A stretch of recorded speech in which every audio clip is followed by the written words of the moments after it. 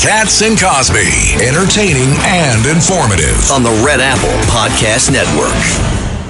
Well, let's go to KT McFarland. You guys, breaking news on Iran.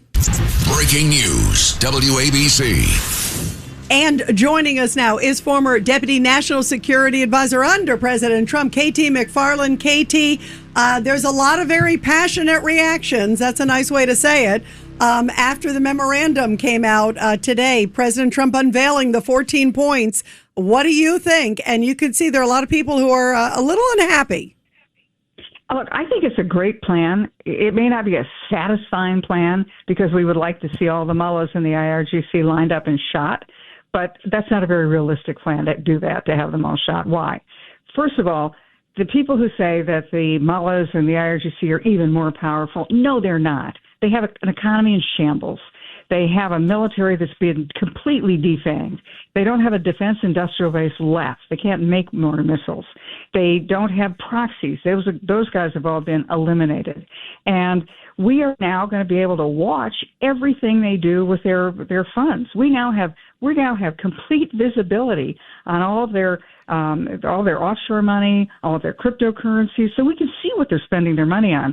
So I don't buy this that somehow the mullahs are all empowered. I think that what we've now seen, secondly, is that there seems to be several groups in Iran. The pragmatists, the crazies and the craziers, but at least the little crazy guys, the pragmatists, they know they've got a country of 91 million people to run. And so they know that they've got to cooperate with the United States or they don't get the funds. They don't get the money. They can't do the rebuilding. The thought is it's going to be $1 trillion of rebuilding. It's going to take them at least a decade. So if you think you're just going to take 91 million people and put them into dire bankruptcy and destitution for a decade, that's a breeding ground for terrorism and extremism. The other thing I would point out is that everything President Trump has talked about, they don't get a nickel unless they behave, unless they do what we want them to do, not only with the nuclear weapons, but with regard to their military and all the other things they've got to do to rebuild. So, I think that this is the best possible world that you could have, because you don't have regime change unless you got a new regime that's ready to come in, and there isn't one. There's not some opposition party that's going to immediately move into the leadership position. And we sure as heck don't want to occupy and have to be the leadership position. But on the other hand, we shouldn't just walk away like Obama did with Libya, get rid of a dictator and then hope that the best happens, and the best never happens. So I think it's a very good plan that President Trump has, especially because it's performance-based. We could bomb them again tomorrow if they don't obey. We can shut down their currencies again if they don't obey. So I think he's got a prospect of a peace, but then he's looking ahead to what happens next, and that's a Middle East that's economically thriving. And KT, obviously that would be a great thing if there's, freedom and peace and all those other things. I'm just going to play skeptic just because I was listening to some of our friends like Trey Gowdy and people like that. Right. Trey Gowdy really was very disappointed with this deal. He said that, President Trump is making Iran richer, that this deal essentially is making Iran richer by allowing them to get access to this, the reconstruction, even though it's not U.S. dollars. There's money's fungible, as we're talking about. He also said that we had all this leverage. I think he believes, and we've had Jack Keane on the show too. Right. Jack Keane certainly believes that there was another like 20% of targets to hit, and that the job should have been finished and pummeled them. Those are the 20% of the targets that we hit if they break the agreement.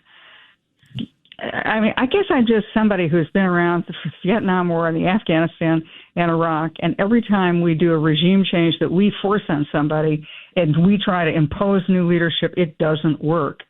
Slow rolling regime change is exactly what we want to happen, and that could occur over months, weeks, who knows. But the idea that the mullahs are somehow stronger, they're not. They don't have any money. And the minute they get out of line, they get bombed again. They get their money shut down. And again, it's not satisfying. KT, don't they get money? Don't they get money at the? No. Hold on 1 second. Don't they get money on the Strait of Hormuz the minute it opens? Because he's saying unrestricted sales. Don't they get money? They'll be able to sell oil. They will be able to sell oil, but the minute they start misbehaving, that shuts down again. The Armada's going nowhere.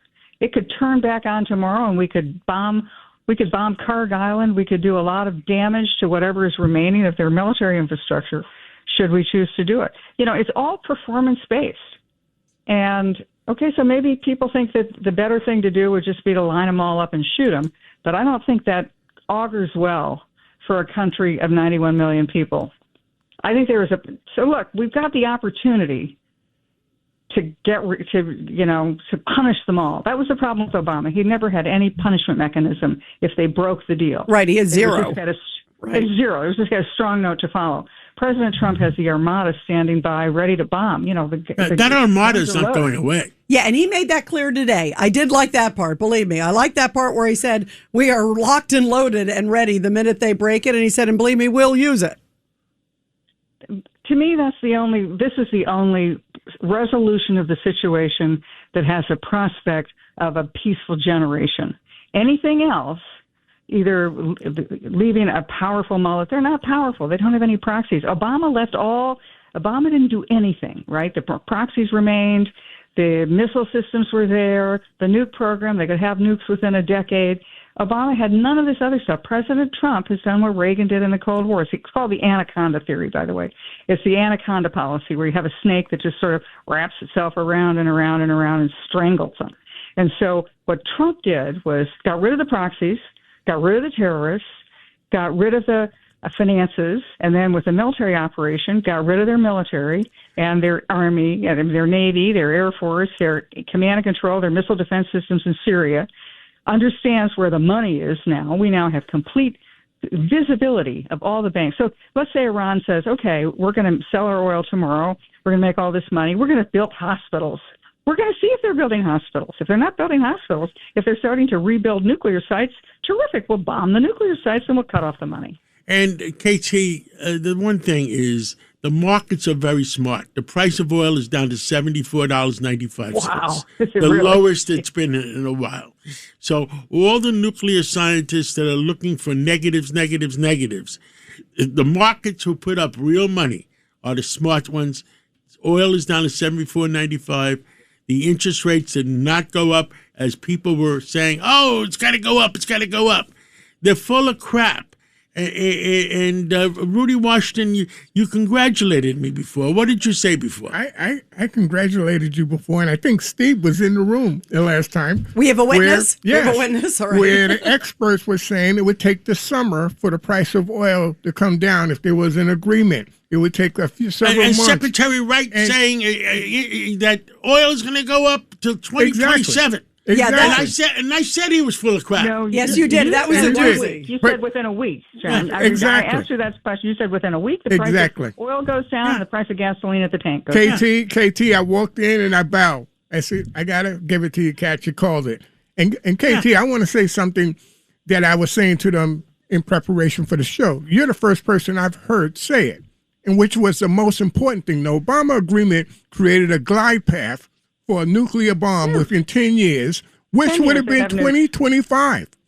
So could you imagine the way they are dug in the Straits of Hormuz, if they had a nuclear bomb or several, what they would be doing to the world? The whole world would be hostage. But you're right. So they would have nukes that hold the whole world hostage. But 5 minutes after they had nukes, everybody gets nukes because the Saudis will buy the Pakistani nukes. And somebody else will buy North Korean nukes. And so all of a sudden, you'd probably see countries from Turkey, Saudi Arabia, UAE, Israel, we know already has nukes, Iran, they would all have nukes. And KT, I have a problem with a president basically trying to clean up his image. Oh, Obama. Yes. Oh, President, it's horrible. His image against Trump's deal with his deal, and there's no comparison. By the way, I think it's disgraceful. KT, isn't there sort of always, I've covered presidents for how many decades, there's always sort of a gentleman's promise that you don't necessarily, especially at a time of war, my goodness, Obama should shut his mouth. Well, do you think he's a gentleman? I'm not so sure. Yeah, maybe I'm being too kind. You're right, KT, maybe I'm being too kind. But I mean, to me, it's really distasteful, to Rudy's point, that he's trying to like reincarnate his image and reconstruct. And he is trying to make it sound like this is the exact same deal. Our deal was even better, which I don't think this deal is great. I'll be honest with you, but I will say it's a heck of a lot. There's no comparison. Exactly. I agree with you. It's a heck of a lot better than anything Obama had. Judge Weinberg. I'll agree with KT that I think Obama is reprehensible. Oh, what about the rest of it? The rest of it, I'm going to file a dissenting opinion for breakfast in the Hamptons. Oh, there you go. KT, you heard it. Extra coffee. Wait. Hold on. We got to get your mic on here. Oh, I'm sorry about that. Go ahead. I was just going to say reprehensible, just like the structure and the design of his new library. Exactly right. Exactly right. Boy, yeah. Concurring opinion with the Congresswoman. Yes, that is a doozy. Well, KT, thank you so much. We love you. Let's see where this goes. And boy, we're all praying for peace and praying for President Trump's success with us. Thank you. Thanks, KT. Thank you.